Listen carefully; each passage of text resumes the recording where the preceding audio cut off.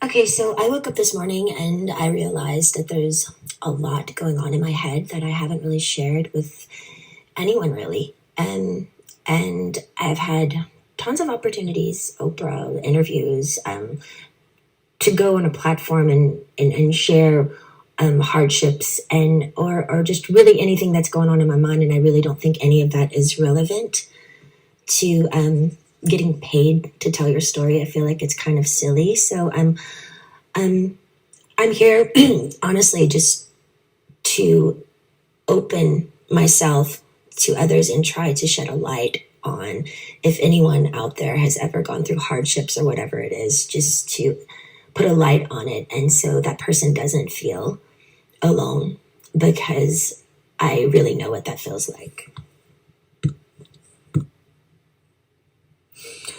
I haven't honestly shared this openly too, as well, because I've always been scared of the judgment and definitely the embarrassment of the whole thing, period, and the skepticism and the cynical people of what and their opinions of what people would actually think. I do think I'm in a place now where I'm a little bit more confident that I can be willing to share openly my thoughts and what I've been through, because I haven't really had that outlet to share completely openly for so long, just scared of judgments, thoughts of other people and what they think or what they may say. And I think it's crucial from my heart and my head to be able to speak openly about it as if anyone else would. Well, the actual conservatorship actually started, I think, 15 to 16 years ago. I was 25 when it started. I was extremely young. I remember a lot of my friends texting me and calling me, and we were extremely close, and they wanted to see me, but by what had happened, honestly, still to this day, don't know what really I did, but the punishment of my father, I wasn't able to, see anyone or like anything. So, and you have to imagine none of it made sense to me. I literally spoke in a British accent to a doctor to prescribe my medication, and 3 days later, there was a swap team in my home, 3 helicopters, and I remember my mom's best friend and my 2 girlfriends. We had a sleepover the night before. They held me down on a gurner. And again, none of it made sense. Literally, the extent of my madness was playing chase with paparazzi, which is still to this day one of the most fun things I ever did about being famous. So I don't know what was so harmful about that. But I remember my mom was sitting on the couch and she said, "We've heard people are coming here today to talk to you. We should probably go, to a hotel or something." And I never really understood what she meant. I didn't believe her. Like, is a lawyer coming here? Who is coming here? Then 4 hours later, there were over 200 paparazzi outside my house videotaping me through a window of an ambulance, holding me down on a gurner. I know now it was all premeditated. A woman introduced the idea to my dad, and my mom actually helped him follow through and made it all happen. It was all basically set up. There was no drugs in my system, no alcohol, nothing. It was pure abuse. And I haven't even really shared even half of it. I think the main thing I do remember when it started was my dad's control. He loved to control everything I did. I remember the first day he said, "I'm Britney Spears and I'm calling the shots." And I'm like, alrighty then. My brother was a football player. My dad was really, really hard on him when he was younger, really abusive. And I think when my mom gave him the idea for the conservatorship and his friend, I think he just really regrouped it and made such a really, really overhauling big deal out of it. And it was just really too much. I remember him always being in the office, and my girlfriend was his assistant, and they would just stay in there all day with the door shut, and I was never ever able to leave or go anywhere. My first job, after the 2 weeks of being hospitalized and completely traumatized out of my mind, I did a TV show called How I Met Your Mother, and then I started working on an album called Circus. and started working away right away. All I do remember is I had to do what I was told. I was told I was fat every day. I had to go to the gym. I had to just, and I never remember feeling so demoralized and just, they made me feel like nothing. And I went along with it because I was scared. I was scared and fearful. I didn't even really do anything. And I had like a swap team and how, like, none of it made sense to me. So since that day, I did probably 4.5 tours. I did an album circus, Femme Fatale, Britney, Jean, and Glory. And then I started doing a Vegas show in Las Vegas. And I did that for 4.5 years.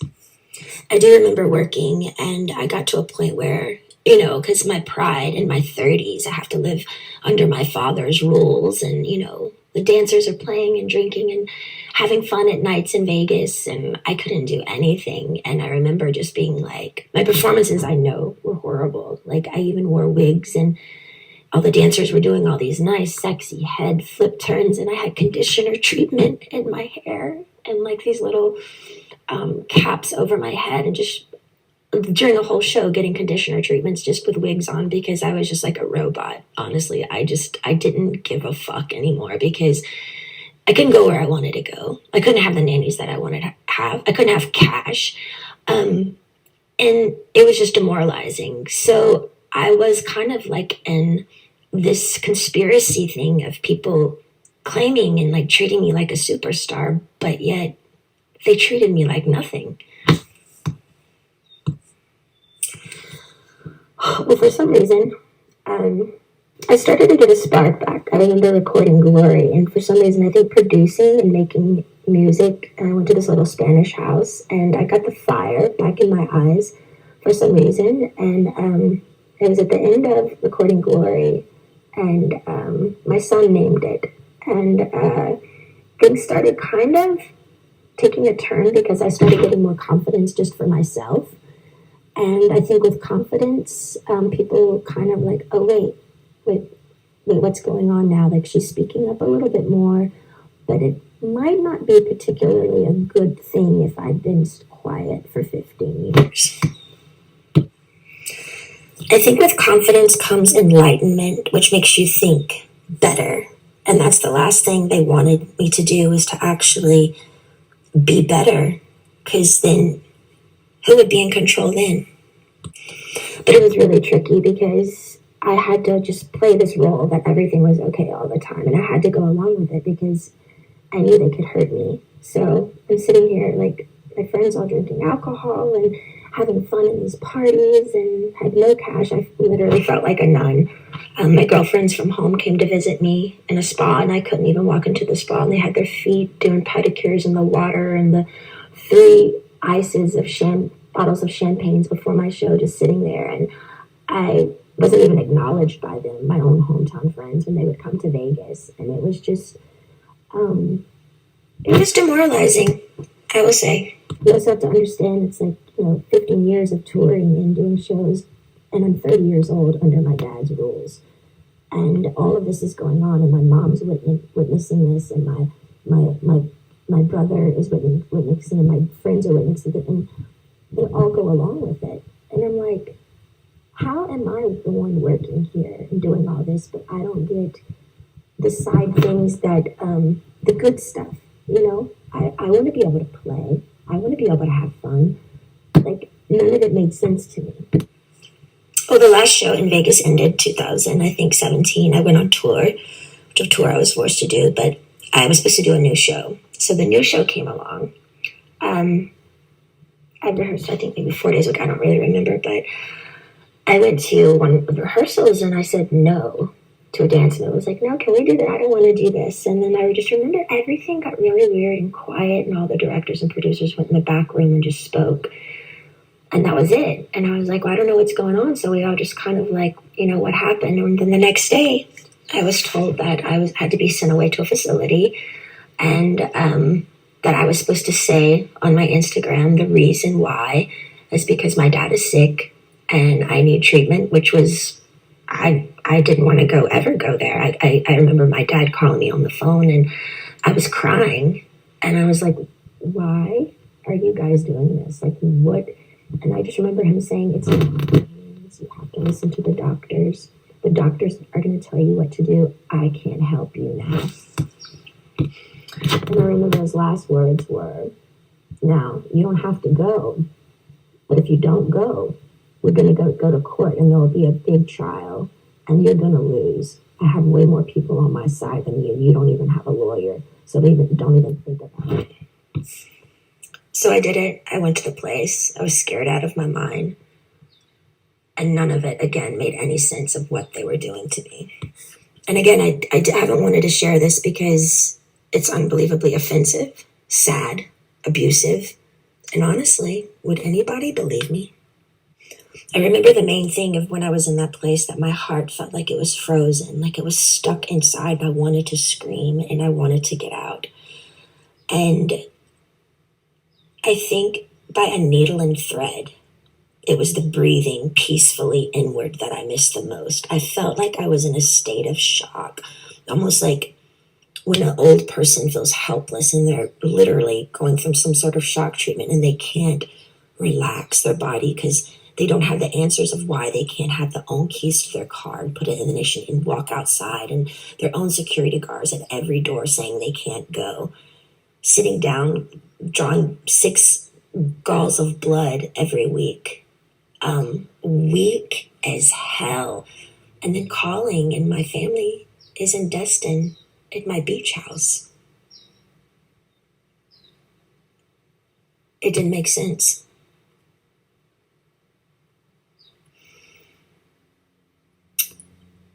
The main thing I to this day, I kind of stopped believing in God at that time because I didn't know how they could have 40 people leave my house a day and me work from 8 to 6 at night. Be seen changed every time I changed in the shower. No privacy, no door, nothing. How did they get away with it? And what the fuck did I do to deserve that? I couldn't even smoke cigarettes. People on death row can smoke cigarettes. I missed my AA meetings. Although I was kind of forced to go to AA, and I'm not even an alcoholic, I actually enjoyed it because I thought the people were brilliant. They shared their stories just to share their story, and in a circle of women and men who just are trying to be better people and trying to touch other people. I missed my AA meetings. I couldn't go in. I couldn't have the keys to my car, no cash, no cigarettes, no door for privacy. It changed me, watched me change naked every day. I did work 7 days a week. No weekends were off. They monitored what I ate. From 8 to 6, I work. Sometimes at 9 o'clock, I'd be able to watch a movie.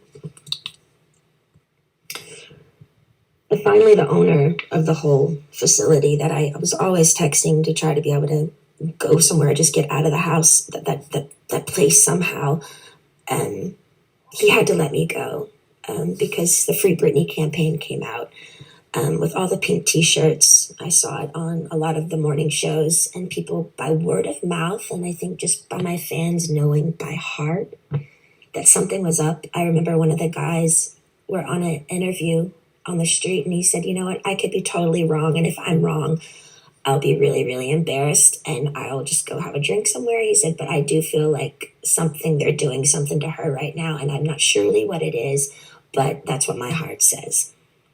But the whole thing that made it really confusing for me is these people are on the street fighting for me, but my sister and my mother aren't doing anything. To me, it was like they secretly, honestly liked me being the bad one, like I was messed up, and they kind of just liked it that way. Otherwise, why weren't they outside my doorstep saying, baby girl, get in the car, let's go? I think that's the main thing that hurt me. I couldn't process how my family went along with it for so long. And I mean, almost half a year, you know? And their only response was, we didn't know. I'm like, I'm on the phone telling you right now, I'm here, please. Eventually, by the grace of God and praying on my knees, I left the place. But I was still scared. I was really, really scared. And from then on, I had support. I needed a lot of support. And I found two really, really great people that would come to my house weekly and just help me with my mind, because I didn't understand all the therapy that I had to do there. But why have therapy when it's forced and in like a militant, almost prison-like way that like is where you're not even all there? None of it made sense. Well, I think my strength grew because I didn't reach out to my dad anymore. And they were playing the game of ball and twist of, she's going to come running back to us because, we've scared her and we're the bosses here. But I didn't. I just stalled and I stalled and I stalled and I stalled. And finally, I think they just knew I wasn't going back. And I finally got a lawyer. A wonderful friend finally got me a lawyer. And he really helped me through it. To me, the thing was, I think the trauma of all of it and just the whole thing together and going down to how much effort and work and heart I put in to what I did when I did work, even down to the details of how many rhinestones are going to be in my costume. And I cared so much. And they literally killed me. They threw me away. That's what I felt like my family threw me away. I was performing for like thousands of people at night in Vegas, the rush of being a performer, the laughter, the joy, the respect. I was shaking over 40 people's hands every night before a show, training weekly, 3 training sessions a week, AA meetings, therapy sessions. My dad literally, I was a machine. I was a fucking machine. Not even human, almost. It was insane how hard I worked. And the one time I speak up and say no in rehearsals to a fucking dance move, they got pissed. I feel like the scare tactic and how badly they treated me in the end, I think they thought I was going to come begging back to work again because they thought, I needed them. Because they put me in an ignorant, scared state of mind to make me feel like I needed them. And if you don't do what we say, we're going to show you who's boss. I didn't play their game anymore. I got on my knees every day and I prayed. I held on like a needle and thread to some sort of existence because they had made me feel like nothing for so long. I knew in the deepest, deepest part of my core, I knew I'd done nothing wrong and I didn't deserve the way I'd been treated. I do think the hardest thing for me was I wanted to use my feet and leave and run or go somewhere. I had to be placed in a chair from like 8 to 6 every day. I couldn't take it. I talked to rabbis. I've talked to grown men about it. And they're like, we don't see how you did it. Honestly, I don't either. And through that, I remember saying, I don't believe in God anymore. I honestly deserve an award for acting like I was okay every day. I thought they were trying to fucking kill me. I remember one time I was backstage and I needed my inhaler. And I opened up to my assistant because I had my phone with me, which I'm not supposed to have my phone underneath the stage. But I said to her, you know what I'm doing. I was talking to a guy and he wanted to just leave the country with me. We had it all set up to just leave. And it was a secret relationship. And I said, my biggest fear was, what would my dad do if I did do something wrong? What if I left the country? What if they found me? And what would they do? And I said, I feel like they would lock me up or something or really hurt me. And she looked at me and she said, are you kidding me, Britney? Your dad would never do that to you. And I didn't even do anything wrong, and he still did it. I'm honestly more angry at my mom because I heard when reporters would call her at the time and ask questions of what was going on, she would go innocently hide in the house and she wouldn't speak up.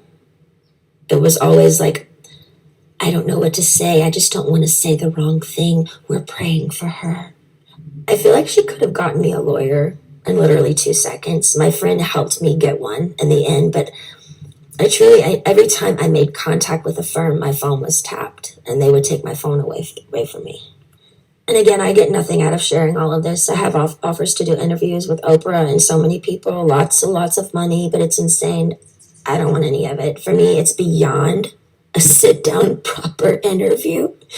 I had no contact in that place for so long, and my heart would just want to stand up in my family's faces and scream and cry and throw a tantrum and go back in time and do exactly what I wanted to do at those times. Yeah, and might even spit in faces. Why? Because the pain my family gave me, sitting me there all day and not being able to use my feet, as they watch their grandchildren run bases to base in a family neighborhood, as if I'm dead or I don't exist, honestly makes me look up and say, how did they get away with it? How is there a God? Is there a God? Giving 8 galls of blood weekly, not being able to stand up. I was so weak. And my family's at my beach house. I was scared, broken. I'm sharing this because I want people to know I'm only human. I do feel victimized after these experiences. And how can I mend this if I don't talk about it? I have an amazing song right now with one of the most brilliant men of our time. And I'm so grateful.